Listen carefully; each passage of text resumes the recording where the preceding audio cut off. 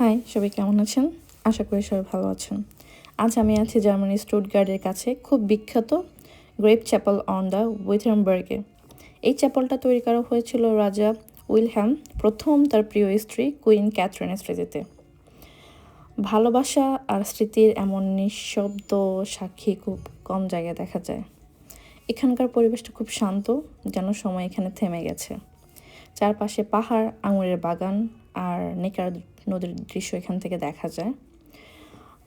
ইতিহাস আর প্রকৃতি একসাথে উপভোগ করতে চাইলে এই জায়গাটা অবশ্যই ঘুরে দেখবেন, কারণ এই পাহাড়ের চূড়ায় দাঁড়িয়ে আছে এক নিঃশব্দ গল্প। সব কিছু দেখার পর আমার মনে হলো যে কিছু ভালোবাসা মৃত্যুর পরেও বেঁচে থাকে, যেটা এটার প্রমাণ। আমার পরবর্তী ভিডিও পর্যন্ত সবাই আমার সাথে থাকবেন, ভালো থাকবেন। আল্লাহ হাফেজ।